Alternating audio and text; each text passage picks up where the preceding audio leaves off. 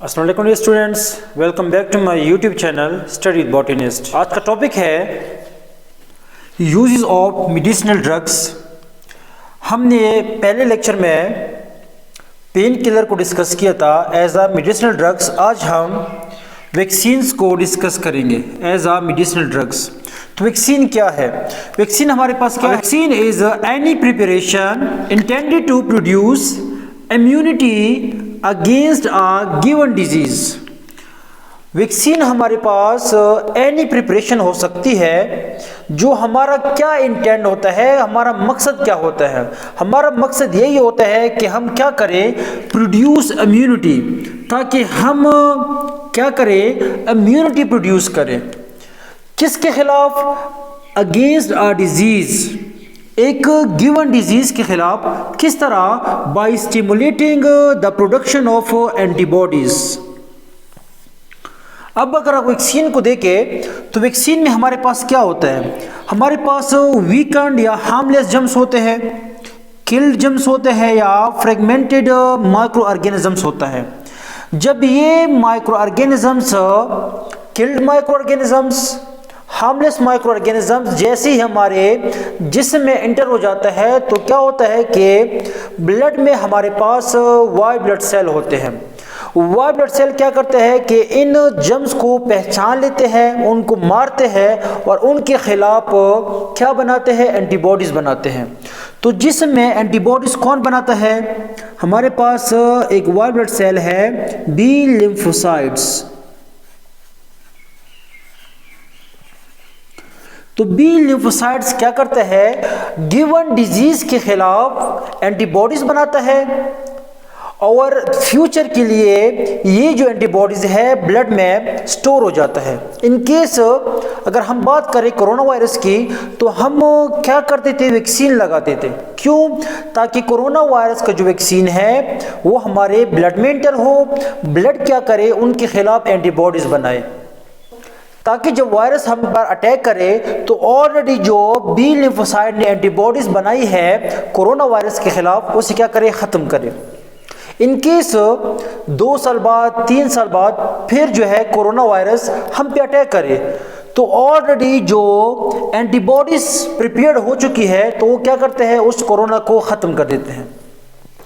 तो वैक्सीन जो है, दूसरा हम डिफिनेशन कर सकते हैं, immuno biological substance which produce specific protection, जो ख़ास प्रोटेक्शन जो हमें प्रोड्यूस करते हैं, मुहैया करते हैं, किसके खिलाफ? Against a given disease, given disease के खिलाफ। ऐसा नहीं है फॉर एग्जांपल अगर मैं वैक्सीन करूं कोरोना वायरस का तो मुझे स्मॉल पॉक्स नहीं हो सकता। हो सकता है। क्यों? वैक्सीन जो है सिर्फ ख़ास बीमारी के लिए होता है। तो हमने जैसे पहले कहा कि वैक्सीन में हमारे पास डेड, किल्ड, वीकेंड या फ्रेगमेंटेड माइक्रो ऑर्गेनिजम्स होते हैं ताकि वो हमारे जिस्म में एंटर हो, हमारे जिस्म में एंटर होती ही उनके खिलाफ एंटीबॉडीज बन सके। तो सबसे पहले जो वैक्सीन बनाया था, प्रिपेयर किया था, फर्स्ट वैक्सीन वो हमारे पास था एडवर्ड जेनर इन 1976। उस दौर में 2 वायरस बहुत ही मशहूर थे। एक हमारे पास था स्मॉल पॉक्स, जो कि क्या था? एक फेटल डिजीज कॉज करता था ह्यूमंस में, जिससे लोग मरते थे। सेम इसी तरह हमारे पास एक और वायरस था काउ पॉक्स, जो कैटल के साथ साथ ह्यूमन को भी क्या करता था? इन्फेक्ट करता था। लेकिन ये क्या था? माइल्ड डिजीज, बीमारी कॉज करता था लेकिन ह्यूमन को मार नहीं सकता था। तो ये जो दोनों वायरस है, ये दोनों वायरस जो थे स्ट्रक्चर में बिल्कुल क्या थे? सिमिलर थे, एक जैसे थे। अब एडवर्ड जेनर ने वैक्सीन किस तरह प्रिपेयर किया? एक मिल्क मेड थी, वो आपस में बातें कर रही थी कि मैंने जो काउ पॉक्स है ये बीमारी मुझ पे गुजरी है, तो ये जो फेटल डिजीज कॉज करते हैं स्मॉल पॉक्स, मुझे ये फेटल डिजीज नहीं हो रहा। अब जब एडवर्ड जेनर ने ये बात सुनी तो उसने एक आइडिया लगाया। उसने कहा कि इस मिल्क मेड के जिसमें कुछ तो बन गया है, कुछ तो प्रिपेयर हो चुका है कि जिस वजह से ये स्मॉल पॉक्स जो है इस पे असर नहीं कर रहा। तो क्या किया उसने, इसी मिल्क मेड के पस से फ्लूइड निकाला और एक 8 इयर्स ओल्ड बच्चे को क्या किया, इंजेक्ट किया।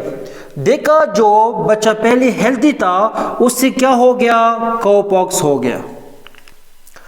तकरीबन आफ्टर 6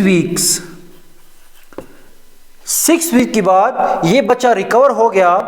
किस चीज से, काउपॉक्स से रिकवर हो गया। अब एडवर्ड जेनर ने क्या किया, 6 मंथ के बाद उसने स्मॉल पॉक्स का जो वायरस था इस बच्चे पे क्या किया, इंजेक्ट किया। जब इंजेक्ट किया तो इस बच्चे को स्मॉल पॉक्स का जो वायरस था उस पे असर नहीं किया। क्यों? क्योंकि जो बॉय था इस काउपॉक्स के खिलाफ उसके ब्लड में ऑलरेडी एंटीबॉडीज बन गई थी। इस वजह से स्मॉल पॉक्स ने उस पर असर नहीं किया। इस वजह से जो वैक्सीन है ये निकला है वैका से, और वैका का मतलब क्या है, काउपस। तो इस तरह वैक्सीन जो है वो डिस्कवर हो गया। तो होप आप लोगों को समझ आ गया होगा। इंशाल्लाह नेक्स्ट लेक्चर में मिलते हैं।